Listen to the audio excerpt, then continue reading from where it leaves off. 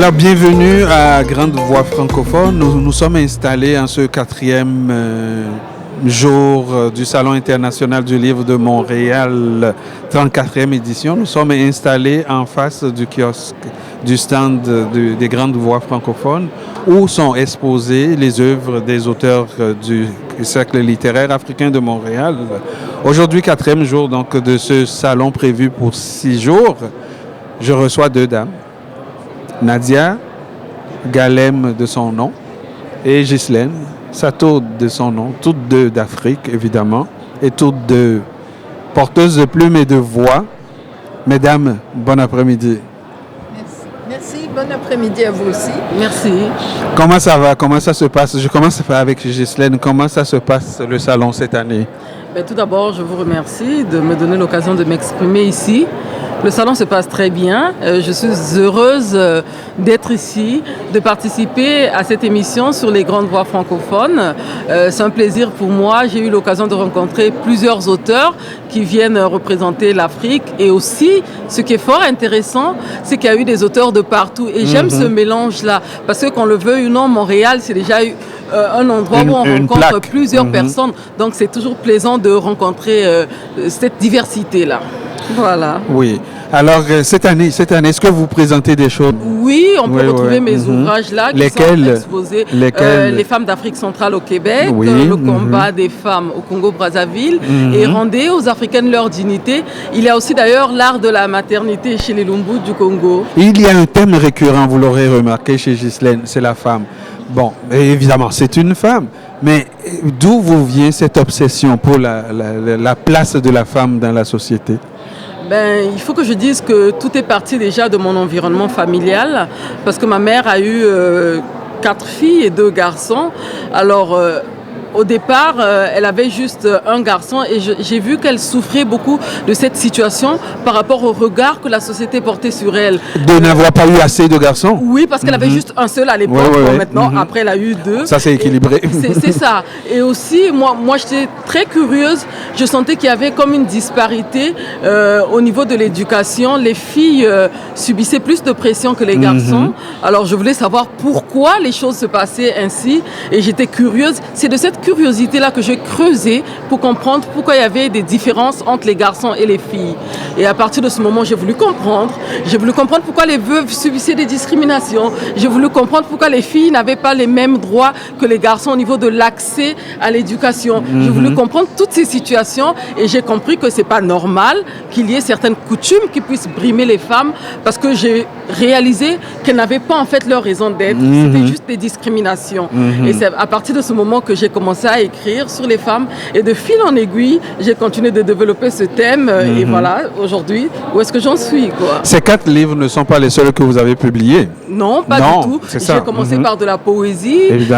Par exemple, j'ai participé aussi à la Marche mondiale des femmes ici avec une pièce de théâtre. Du pain et des roses, c'est ça? Non, c'est pas ça. C'est la première Marche des femmes qui a eu lieu en 2000 sur la première édition. Les pains c'était bien avant. Bien avant.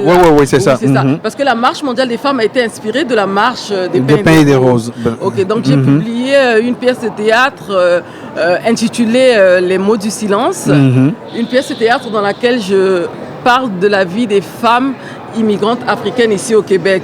On a tendance à penser qu'elles bénéficient de tous les droits sur leur pays d'accueil, mais ce qu'on ne sait pas, c'est qu'elles ne se servent pas toujours des outils qui sont mis à leur disposition. Et elles ne sont pas toujours au courant.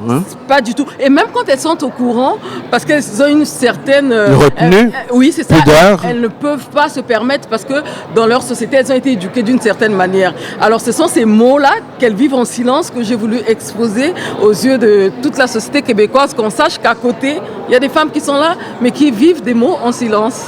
Elle a dit à côté, il y a des femmes qui sont là et à côté d'elle, il y a une femme, une femme, Nadia. C'est son tour. Bon après-midi, Nadia. Ils ont pensé à moi. Bon après-midi à vous. Nadia, qu'il me fait toujours plaisir de rencontrer. On a une belle complicité, Nadia et moi. C'est vrai. Nadia, elle a tout fait. Nadia, c'est la grande voyageuse. C'est celle qui a... Vous imaginez, elle a connu plus de pays africains que moi. Ce n'est pas juste. Ah, mais Alors, après une carrière de journaliste, une carrière très, très fructueuse de journaliste, carrière qu'elle a menée de façon parallèle avec l'écriture, maintenant, je crois qu'elle se consacre pratiquement à temps plein à l'écriture et aux conférences. oui, exact. C'est ça? Oui, mais j'ai commencé d'abord par l'écriture quand j'avais 9-10 ans. Ah, Parce que j'avais le statut privilégié d'écrivaine publique. oh, Et on me récompensait par des bénédictions. Donc j'écrivais les lettres pour les gens qui savaient ni lire ni écrire. Et ça, c'est ma grande fierté parce qu'ils ont participé à ma formation. mais oui, ça a été une excellente À un école. moment donné, oui, c'est une excellente école. Marshall McLuhan parle des analphabètes qui ont une vision synthétique de la réalité. Donc, quand on a les deux, c'est vraiment un grand avantage. Ensuite, oui, j'ai fait du journal, j'ai pratiqué le journalisme par écrit, à la télé, à la radio, et aussi du côté de la Du journal, oui, oui, oui. La presse écrite aussi, oui. pas tant que ça c'était plus les magazines, mais surtout du côté de la réglementation, entre guillemets, c'est-à-dire pour le conseil de presse et à la Fédération professionnelle des journalistes. Et là encore, mes maîtres analphabètes m'ont laissé un héritage précieux, c'est-à-dire les codes de déontologie. C'est ça. Donc, on On ne dit pas n'importe quoi, n'importe comment et n'importe quand. C'est ça. Et puis la loi de l'accès à l'information et la protection des informations renseignements privés. Ce qui est rare, les gens ne comprennent pas ça, ne font pas ça, à quel point ça peut être important de le faire. Ensuite, oui, l'écriture avec un très grand bonheur, même si ça ne fait pas vivre son homme. Non, non, ni sa femme. Mais essentiellement, on ne le fait pas pour ça. Hein. On ne le fait pas pour ça parce que je sens, de toute façon, de tous les auteurs que je connais, il n'y en a pas un seul que je sens qui fait ça comme un métier. C'est une juste passion. Parce qu'ils sont fous. Oui. Ils sont fous comme les comédiens, les chanteurs, les artistes en général. C'est une belle folie. Mais est-ce qu'on peut faire quelque chose d'autre? Je ne crois pas. Ben non, si vous avez des personnages qui vous fouettent pour que vous vous mettiez au travail, vous n'avez pas le choix. Vous vous levez le matin puis ils viennent vous dire « Bon, je veux vivre ça, ça et ça ». Et même si ça ne fait pas votre affaire, vous leur prêtez votre... Et on devient docile. Pardon? Et on devient docile. Ah oui, ah oui. Alors, Nadia a publié jusqu'à présent combien de titres? J'ai pas vraiment compté parce que c'est... Une douzaine, hein? Oui. Oui, une douzaine, beaucoup de contes. Jeunesse, poèmes. Et le théâtre. Oui. C'est l'expérience la plus extraordinaire parce que c'est le théâtre pour la radio de Radio-Canada, donc c'est pour l'oreille, l'auditeur doit imaginer les personnages, ça. Oui. Et pour pas faire de jalouse, comme Ghislaine, j'ai monté une pièce de théâtre en 1999, je crois, à la Maison de la Culture de Côte-des-Neiges. Oui, ça a été repris en l'an 2000. Et ça s'appelait Manon la Louisiane. Bon. Manon la Louisiane. Et ça traitait de quoi essentiellement?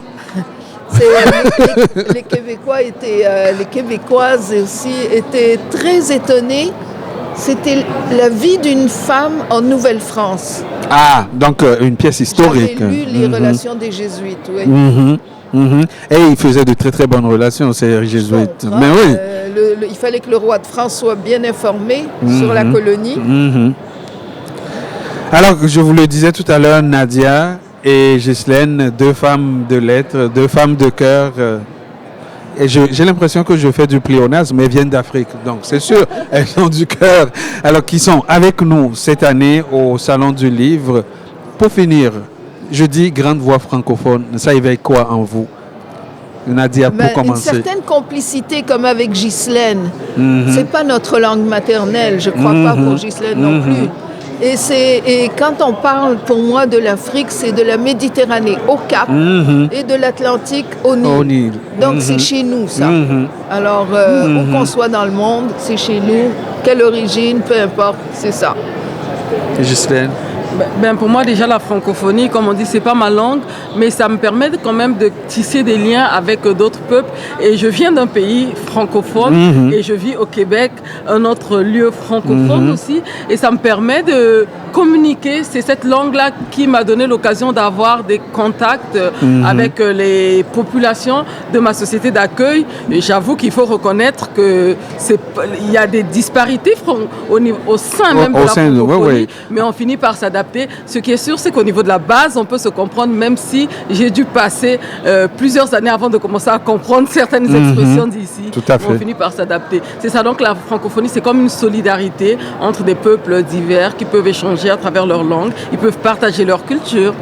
Merci Ghislaine Satoud. Merci. Merci Nadia Galem, ici Guy Amour pour les grandes voix francophones à la 34e édition du Salon international du livre de Montréal.